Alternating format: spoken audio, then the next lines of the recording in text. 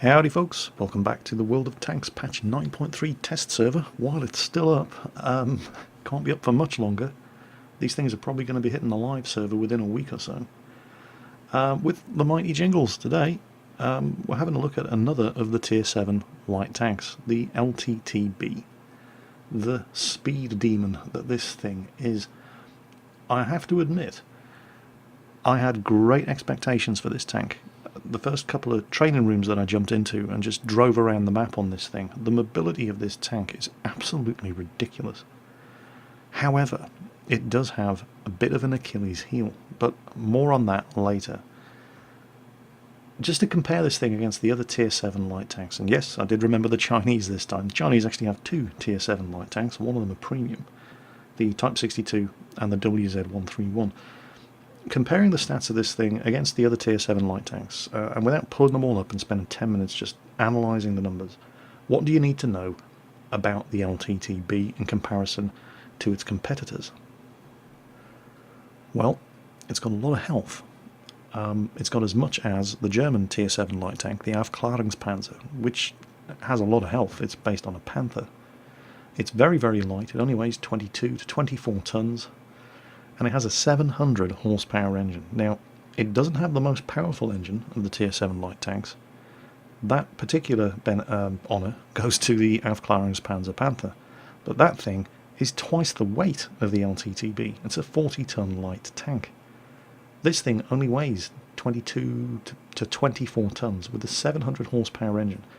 Gives this thing a power to weight ratio of 30.46 horsepower per ton. That is phenomenally good. The closest competitor to that, amongst the other tier 7 light tanks, is the WZ-131, which has 24.36. It's not even close, and that has the second best power to weight ratio of the tier 7 light tanks. As far as raw top speed is concerned, this little thing doesn't disappoint either, with only the Walker Bulldog, the new American tier 7 light tank, being faster with its 72 kilometers per hour. This thing will do 68 kilometers per hour.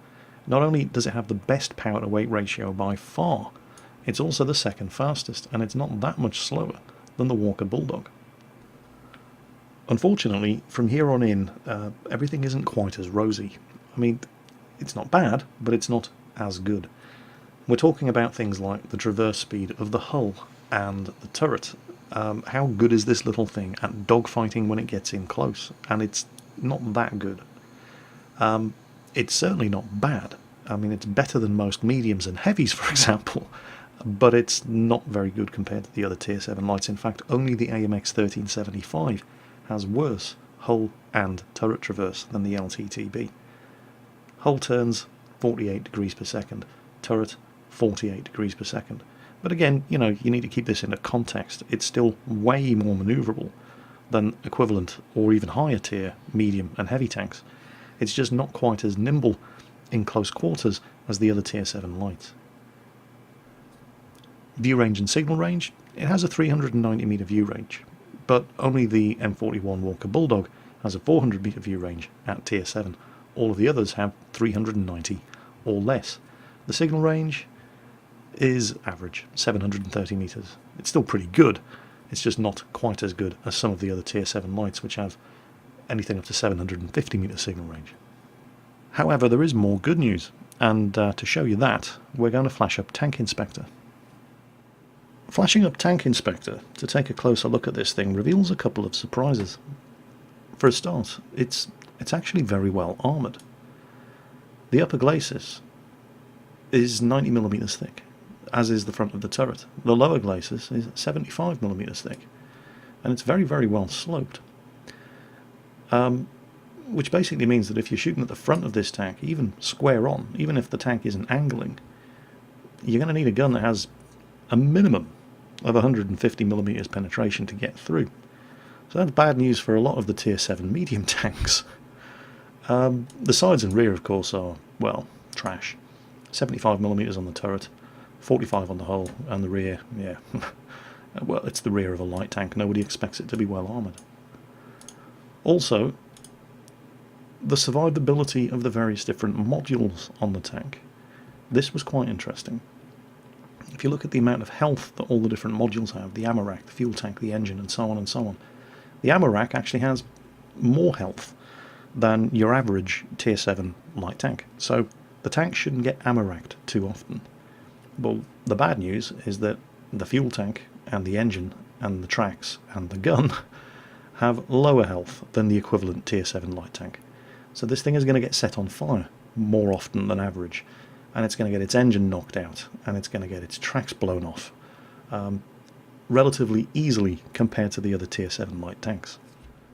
So what we have here is a ridiculously powerful, very, very fast, relatively manoeuvrable, quite well armoured little tier 7 light tank. And the gun is not bad either. It's an 85mm, well, choices of 3 different 85mm guns. The top gun is not bad. The rate of fire is good, 11.76 rounds per minute. The penetration with standard ammunition is 170, which is perfectly adequate for a light tank. 216 with premium APCR ammunition and 44 with high explosive. The damage is 180 per shot, with both types of armour piercing, and 300 with high explosive. The accuracy of 0.36 is not bad for a Russian tank, and the aiming time is actually pretty good as well. It's just a hair over 2 seconds, 2.1 seconds. So where's this Achilles heel you were talking about, Jingles? What exactly is wrong with this tank? Well, it's to do with the gun. It only has 3 degrees of gun depression. That's pretty terrible. 15 degrees of gun elevation, but only 3 degrees of gun depression. In practical terms, what that means is if you get this tank into a circling dogfight with, for example, a Type 59, you won't be able to point the gun down low enough to hit him in the hull, and you'll have to shoot him in the side of the turret. Also, when you're cresting ridgelines in this thing, you're going to be very, very grateful for that 90mm of frontal armour, because you pretty much have to drive all the way over the ridge in order to shoot down at things on the other side, and that means you're going to get shot at. However, those of you who are used to driving French lights and high-tier mediums, and pretty much all of the Chinese tanks, will not find this to be a problem whatsoever, because you're used to driving tanks that have terrible gun depression. I had big issues with the LTTB because I am terrible at driving tanks with bad gun depression, and the LTTB has bad gun depression, so I had real issues with this thing. Doesn't mean it's a bad tank, far from it. It's a fantastically good tank, but I was really unable to do well in it, because I suck at driving tanks that have lousy gun depression. And it's a real shame, because I really, really wanted to like this tank. Driving it is like driving the old T50-2. It is that much fun. Until you try to point the gun at a target. And I just failed miserably, over and over and over and over. Not a bad tank, I'm just bad at driving it. And to show you the sort of thing I'm talking about, let's have a look at a couple of replays. And, then we'll show you somebody who doesn't suck at driving the LTTB. And can actually show you what this thing is capable of doing. This is my first proper game in the LTTB. I'd driven it around in training rooms, just herpaderping around and purely just having fun throwing this thing around the map. Look at that. Power to weight ratio of this thing is so good, it reaches that top speed practically instantaneously. It's a ridiculously quick little thing. Hell of a lot of fun to drive. I take a quick look at the gun depression there and think, it doesn't look very good, but I had no idea just how bad it was. I'm about to find out the hard way. So come up to the top of the ridge, and figure I'll just get a couple of quick shots in at the guys that have already been spotted on the other side. And what's going on with the gun? Why can't I point the gun at that Walker Bulldog? And I have to come so far over the ridge. I fire one shot, see the Rheinmetall balls the game, and at me think, oh, screw that. Back up. He fires and misses. Took 2 hits there.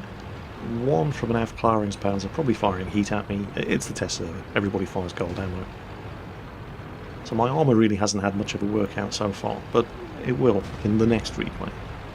You'll see what the armour on this thing is good for. But again, I'm practically on level ground here, and I can't point the gun of the tank. Finally, Get a shot at the E25, might have hit him, might not, difficult to say. Still having problems with the gun depression, just can't get this thing pointed at targets. And once again, look at this, that is so bad, the gun's actually pointing in the air. And I'm trying to figure out just how to actually get this thing pointed at a target. Without, you know, look at that. That is just absurd. That is just ridiculously bad gun depression. I'm on level ground and I can't even point at a target on a hill 400 metres away from it. Now, I eventually figure it out. You basically have to point the tank downhill and then shoot over the side in order to be able to bring the gun to bear on targets. The gun depression is that bad. But hey, look on the bright side. If I can't get my gun down, then that LTTB up there can't get his gun down, which means I can put a shot into him without any danger of return fire. So I'm standing a good chance of killing this guy right until his friend in the IS-6 appears and suddenly evens the odds up a little. I take one more shot at this guy, but the gun depression is so shit. The shot sails right over the back of his tank, and it's around about here where I realise, oh crap, I'm the furthest one forward. Everybody else on my team that came this way is dead, and I'm in a light tank. So, but hey, now I know exactly what to expect from the gun. So I immediately had another go, and again the matchmaker is being pretty generous to me. It's a tier 8 game. I mean, this thing can get into tier 10 matches, and at least my first couple of games it kept putting me into tier 8 games, which is fantastic news when you're driving a tier 7 light. And we seem to have all of the E25s and Walker Bulldogs. Shitty gun depression, once again. Just cannot get this gun pointed down at these guys. Not without driving right around the corner. So I'm just not going to fight on that corner. It would be asking for trouble.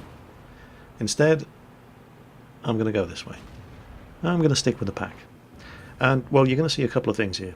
You're going to see, first of all, confirmation of just how weak the ammo rack of the M41 Bulldog is. Yep, there he goes. But you're also going to see how effective the frontal armour of the LTTB is. Ding, there you go. Now, I have no way of telling because I don't have the damage received mod installed on the test server, but I am, well, it's the test server. They give you 100 million credits, they give you a metric shit ton of gold. Everybody uses premium ammunition, but even premium APCR at these kind of angles and with this kind of sloping, the LTTB's armour can take it.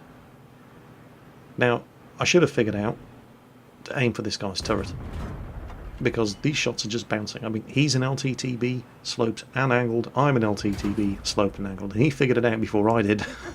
Shoot for the turret. However, it's around about now where I've suddenly noticed, hang on a minute, what's that behind us? We've managed to get encircled. There's a tier 8 heavy. Oh, balls. And I'm pretty sure I'm the only one who's noticed him, other than, you know, the guys that he's killed. So somebody's going to have to go back and at least try to hold him off. Comes around the corner, he's definitely aiming up at a friend. I'm trying to blow his tracks off to buy us a bit of time. It misses, of course, but he's just fired, so get around him. Bang. He's also taken a big hit from somebody else there, and another one. Get another shot into him. He's swinging the gun around. Get the hell out of there. He fires and completely misses. So, well, what the hell? This thing could do 20 kilometers per hour in reverse, and it's definitely got the engine power for it. And I just nailed myself a tier 8 heavy tank. That was the good news. The bad news is that everybody who went around that corner with me is now dead. There are at least 4 enemy tanks coming around there, so I put the pedal to the metal to get around behind them. Now, the LTTB is fast, but in the space of time it takes me to get around here, we were losing 5.7, then 5.8, then 5.9, then 5.10, then 5.11, and I am now completely alone on this side of the map against 5 enemy tanks. And let's just say that the high point of this replay was 30 seconds ago when I killed the 112, and we'll move on to the next match. So, it's official, I suck in the LTTB. I like the tank, but I'm no good at driving it. This is a high hamster. He sent me this replay from the test server. He normally plays on the North American server, and look at all of the T-49s in this match. It's a tier 9 game. He's one of only 4 tier 7 tanks in the entire match. Pretty brutal matchmaking, but it's a tier 9 game. This is actually average matchmaking for a tier 7 light tank. Those T-49s though, any one of them can potentially one-shot kill this tank. 910 average damage with a high explosive. Slightly high roll is 950 health. All gone. Now Hamster is also going to have problems with the gun depression. It's something you have to constantly be thinking about when you're driving this tank.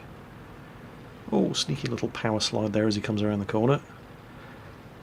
Now, the first set of fighting that occurred in this replay was right here in the middle of the map, just around this corner to the right. Now bear in mind, when you're coming up here, you are driving up a very, very shallow incline. And this is going to give him problems. There's a T-49 that's just fired and is backed off around this corner to reload. He sees the LTTB, thinks shit, shit, shit, shit, shit. Hamster cannot get the gun down low enough at point blank range coming up around that corner to hit the T-49. His shot sailed right over the top of his turret.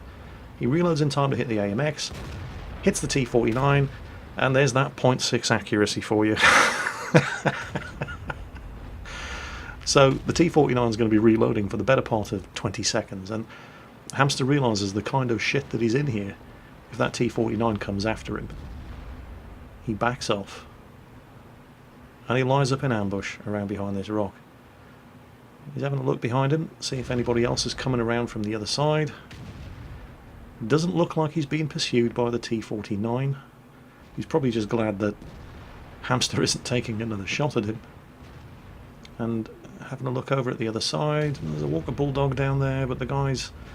Screw it, he's going up after... This is where the main fight is, and this is where he runs into his first major problem of the day. He takes a gamble that nobody's paying attention, and initially it pays off. This T-49 right in front of him is thinking, oh, I'll back off to reload. Oh crap, it's that LTTB again. Unfortunately, now he has reloaded. Hamster's gun depression fails him again, and he doesn't get lucky with the T-49 twice. He's on fire. He does not have a fire extinguisher. Now his Abarak's on fire, so he uses his premium toolkit to fix all of his modules and prays that the fire goes out in time, and it does. So, yeah, that could have gone better. Admittedly, you could say that he was lucky he didn't just get one-shotted by the T-49, but now he's got less than 200 health left, and it's not just the T-49s he needs to worry about.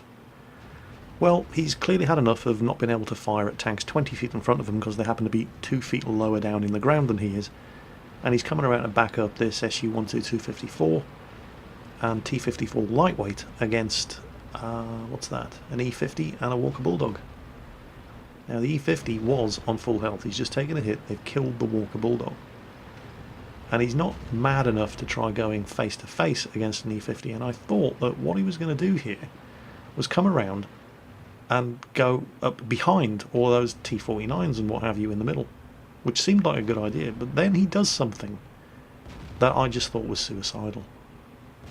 The E-50's just killed the Su-122-54, the T-54 lightweight is trying to put shots into him. Look at this guy. Look at the health difference between these two tanks. He's practically got 10 times, more than 10 times the health that Hamster has in his LTTB. The E-50 fires, kills the T-54 lightweight. Hamster goes for it. He blows his tracks off, but he goes too far around him. And, oh, you've screwed this up. He's got you now. Nope, he's missed. But no, the E-50 is reversing. He's putting his back up against a solid object so Hamster can't get around him. He knows what he's doing, and then he moves around so that Hamster can get around him. And he misses him again. How is this even possible? Look at this. This is just... I have no words for this. When Hamster went around that corner against this E-50, Hamster had 122 health, and the E-50, which is a tier 9 medium tank, had nearly 1,000 health. And yet somehow the E-50's dead, and Hamster isn't. And even he can't believe what just happened. Unfortunately, he's still got a bit of a hill to climb. But hey, at least there's one less T-49 to worry about. Oh, that must have been so satisfying. Not as satisfying as killing the E50, of course. Well, there's 3 of them left now against 4. The Object 704 doesn't have an awful lot of health left. He must have been hammered by those T-49s. They also have a KV-4 with about 900 health remaining. Problem is, the KV-4 has decided he's going to go and do his own thing, and he's going to go and sit in the cap circle. Who caps on the test server? Really? What exactly are you testing? Well, apparently if I sit in the flag for a minute, the game ends. Yeah, no shit, Sherlock. Anyway. Well, Hamster and the Object 704 still want to make a fight at it. Now, the enemy Tortoise. The T-49s could be anywhere. Oh, in fact, the T-49s have just gone back to kill the KV-4, who's telling everybody where he is when he's outnumbered by sitting in the cap circle. So, yeah. And there's the Tiger 2. Now, he has been spotted, but the Object 704 is coming over to back him up. The Tortoise is somewhere in the southwestern quadrant of the map, and the dangerous thing here is that if that Tiger 2 spots him, the Tortoise could be in a position to shoot at him. But the Tiger 2 looks like he's more occupied with the Object 704 at the moment. No, he can't make his mind up. He's fired and missed. Okay, they're going to go for it. And you're going to have to get down off this ridge if you want to shoot the Tiger 2. The Object slaps one into the Tiger 2. The Tiger 2 kills the Object, and he is never going to reload in time to get out of that one alive with an LTTB behind him. Hamster immediately dives for cover, just in case that Tortoise is lining up for a shot on him. But right as he does so, Tortoise gives his own position away. He's sitting in our cap circle. And meanwhile, the KV-4 is somehow still alive. Those 2 T-49s have taken an awful long time killing him. KV-4 hasn't managed to kill either of them either. But that means that all Hamster has to worry about is the Tortoise. The KV-4's keeping the 2 T-49s occupied. Now the Tortoise knows where Hamster was, because he just watched him kill the Tiger 2. And Hamster knows that the Tortoise is likely to be aiming at where the Tiger 2 died. It's the shortest route to the cap circle, so there's no rush. It takes time to cap, and he's in a very, very quick tank. So instead, knowing that the T-49s are occupied with killing the KV-4, and they've just done it, and knowing which way the Tortoise is likely to be pointing his gun, he takes the long way around and comes out behind the Tortoise. How do you like them apples? And while going around a corner on very, very low health against an E50 may have seemed suicidal, this just, it isn't even a contest. There is absolutely no way a Tortoise is getting out of this one alive. Now he just has to worry about the 2 T-49s. And yep, they can one-shot kill him, but hey, the T-49s could one-shot kill him when he was on full health anyway, so the amount of health he has remaining isn't really an issue. So this should be easy. He's just got 2 Tier 8s to kill, both of which can one-shot kill him, and he's won. It would be nice if they weren't on full health. Now, I was wondering what the hell is he doing here? But all will become apparent. Remember, the T-49 has something like a 3.4 or 3.6 second aiming time. He only has a 2.1 second aiming time. Getting the first shot off, and wow, whoa, what a shot. What a shot. RNGesus was smiling on him today. Unbelievable. There was practically nothing of that T-49 showing. But where's the other one? If they have any sense, they'd be sticking together, but no. So, oh, he's been spotted. There he is. He's missed. Oh, no. Oh, he's missed. Oh, he's missed again.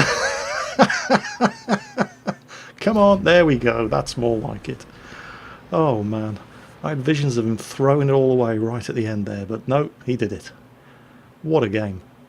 So that was a high Hamster from the North American server, showing us just exactly what an ace tanker badge looks like in the LTTB. And he did have problems with the gun depression on this tank as well. It almost got him killed a couple of times, but he managed to deal with it. And 3,157 damage with a Tier 7 light tank in a Tier 9 match, with a gun that only does 170 damage per shot and is almost impossible to point at the target. That's pretty bloody good. So, there you go, the LTTB in the hands of somebody who's actually competent. And doing very, very well in it indeed. A quick look before we finish at the research tree. And it sits, there it is, next to the A44. You get to the LTTB via the MT25 at tier 6. And it will set you back 59,150 experience and 1.38 million credits. Now, as far as unlocking the modules is concerned, well, obviously you're going to have to pay for the tracks. That's only 9,500 XP. The top engine you should already have from the MT25 at tier 6. The radio, a whole bunch of different tanks that use this radio, the SU-101, Object 704, T-44, also MT25, so you should already have it. The two guns, well, the first gun is unlocked on the IS, the T-3485, the T-44, the T-43. If you have any of these tanks, you should already have the first gun unlocked. And the second gun, unfortunately, is only available on the LTTB, so you will have to grind out the experience for that. That will... it's not that bad, actually. 16,200 experience. That's not going to take long at all. 76,000 credits. LTTB, of course, leads to the T-54 Lightweight, which you will be playing for 96,300 experience worth of games before you unlock that. So, is this a good tank? Hell yes. It's an amazing little tank. I'm just terrible at driving it, because I'm just bad at driving tanks with bad gun depression. And make no mistake, this tank does have bad gun depression, but it's got easily the best power to weight ratio of any of the tier 7 light tanks. Hell, it's got a better power to weight ratio than any of the tier 8 light tanks. This is a powerful little tank. It's fast, it's well armoured, the gun is not bad at all, aside from the lousy gun depression. It's just a great little tank. Just because I'm no good at driving it doesn't mean it's bad, it just means I'm bad at driving it. And I would definitely recommend this thing as being a hell of a lot of fun to drive. I don't think it's going to replace the Walker Bulldog at tier 7 in my estimations. I absolutely adore that tank, but this thing is definitely going to have its fans as well. As always, folks, take care on that battlefield, and I'll catch you next time.